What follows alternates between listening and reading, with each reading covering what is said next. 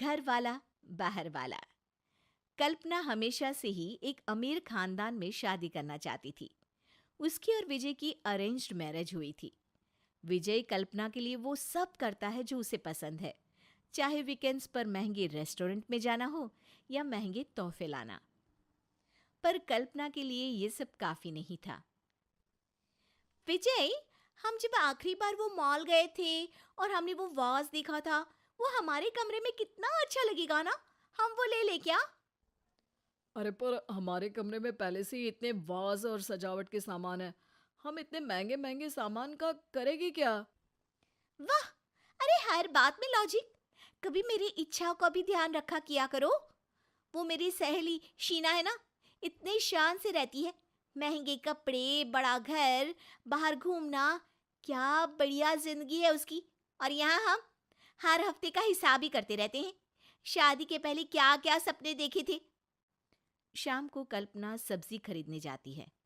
भैया, मशरूम थोड़े महंगे हैं आपके। अरे कोई बात नहीं ना, आप आलू ले लो। आप कहें तो मैं आपको मशरूम दिलवा सकता हूँ। पिछले 3-4 बार से मैंने देखा कि आप मशरूम या कोई एक्सोटिक सब्जी का भाव सुन के खरीदती नहीं है। अरे नहीं, वो तो मैं ऐसे ही रेट पूछने के लिए, ताकि पता रहे, हाँ, अपडेट रह पाऊँ। ओह ऐसा। अ, आपको कहीं जाना है? मैं ड्रॉप कर दूँ क्या? अरे, नाम का भी पता नहीं, ऐसे कैसे बैठ जाऊँ आपके साथ? नाम संकेत। और पता जब घर आना तो पूछ लेना। ठीक है, ड्रॉप कर ही दो। कल्पना संकेत की कार में बैठ जाती है। वैसे आप रहती कहाँ हैं? बातों बातों में कल्पना संकेत को सब बता देती है। ओह, तो आपके पति जॉब करते हैं? हाँ, कहने को तो फुल टाइम जॉब करते हैं, पर पैसा पार्ट टाइम कभी नहीं आता। मेरी तो लाइफ ही खराब हो गई उनके साथ शादी करके। कल्पना की रोती शक्ल देखकर संकेत को बुरा लगता है। अगर आपको कोई भी परेशानी है तो आप ये मेरा नंबर ले लीजिए, मैं पास ही में रहता हूँ। अगले दिन फिर कल्पना जानबूझकर संकेत से टकरा जाती है। धीरे धीरे दोनों रोज उसी समय मिलने लगते हैं। मेरे पास तो तुम्हें देने के लिए कुछ भी नहीं है। तुमने मेरे लिए इतना कुछ किया है, मैं बदले में तुम्हें क्या दूं? मुझे तुमसे कुछ नहीं चाहिए कल्पना, बस तुम खुश रहो। दोनों अक्सर बाहर घूमने जाते हैं, महंगे रेस्टोरेंट्स में खाना खाते हैं और कल्पना ढेर सारी शॉपिंग करती है। आजकल घर लौटने में तुम्हें बहुत देरी हो जाती है। हाँ, मेरी कुकिंग क्लास थोड़ी ज्यादा देर चल रही होती है आजकल। पर तुम्हें उससे क्या? तुम्हारा तो ध्यान ही नहीं है मुझ पर। तुम तो बस अपने ऑफिस के कामों में ही बिजी रहो। कल्पना संकेत से इसी तरह रोज ये कहकर मिलती है कि विजय उसे घर से बाहर निकलने की इजाजत नहीं देता। संकेत के दिल में भी कल्पना के लिए सिंपैथी आ जाती है। अब कल्पना को यूं बाहर जाना, महंगे रेस्टोरेंट्स में खाना घूमना पसंद आ गया है। अब उसके पांव घर में टिकते ही नहीं। वो बस अपना फ़ोन लेकर या तो फेसबुक पर चैटिंग करती रहती या बाहर घूमने निकल जाती। कल्पना क्या हुआ है, आजकल बहुत ही बिजी शेड्यूल हो गया है तुम्हारा। मेरा मतलब है, तुम्हें 2 मिनट बैठकर मुझसे बात करने तक का वक्त नहीं मिलता क्या?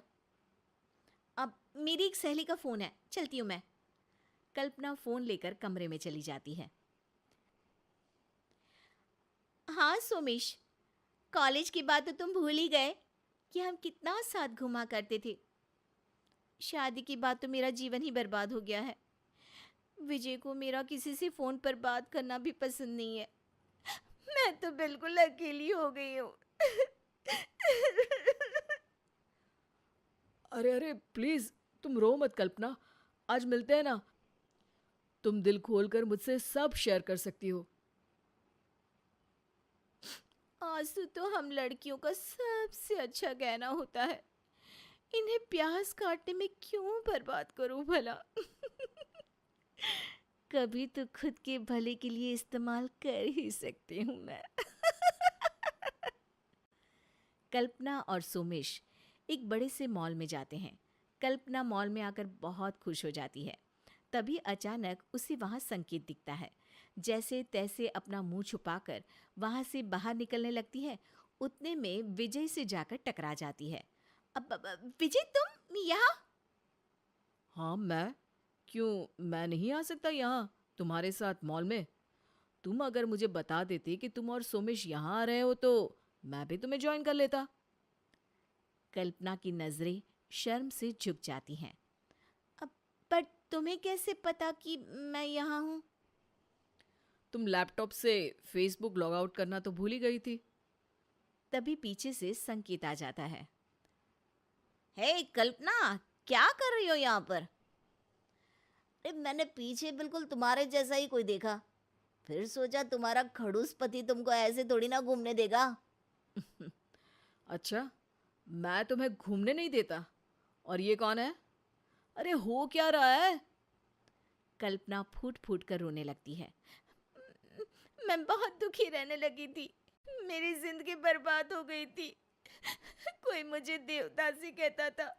मैं इतनी दुखी थी कि अल्ताफ राजा की शायरी मुझे अपनी जिंदगी का किस्सा लगता था। तो मैंने बाहर भी लोगों से दोस्ती की, पर दुख तो दुख है, जैसे मिठाई पे मक्खी लगी रहती है, मेरे ऊपर दुख। बस करो, ये रोना धोना नहीं चलेगा अब तुम्हारा। मैंने तुम्हारा असली चेहरा देख लिया है। मैंने भी यार। और मैंने भी, पहली बार में ही। ओहो! मेरी तो जिंदगी बर्बाद हो गई। रहने दो तुम, रोना तो मुझे चाहिए कि मेरी जिंदगी में तुम आई। हाँ, रोना तो मुझे भी चाहिए कि तुम मेरी जिंदगी में आई। अरे रोना तो मुझे भी चाहिए कि तुम मेरी जिंदगी में। ए, पहले मेरी बीवी चोरी कर ली, अब मेरा डायलॉग भी चोरी कर रहे हो। निकलो यहां से, चलो निकलो। संकेत और सोमेश वहां से चले जाते हैं। विजय कल्पना से थोड़ा दूर जाकर बैठ जाता है। कल्पना का रोना जारी है। तभी वहां एक नया लड़का आता है। हाय कल्पना, कैसी हो तुम? अरे रो क्यों रही हो? तुम्हारे निकम्मे कंजूस पति ने फिर से कुछ दिलवाने का मना तो नहीं कर दिया? अब ये कौन है? ऐसे और लोग हैं, ये तीसरा है, 7 है टोटल। मुझे जोड़ के? तुम्हारे साथ तो 8 है। अब साथ के साथ ही रहो, मुझे भूल जाना तुम। भाई साहब, आप कौन? इसका निकम्मा और कंजूस पति, जिसको तू याद कर रहा था। जा शॉपिंग करा दे इसकी।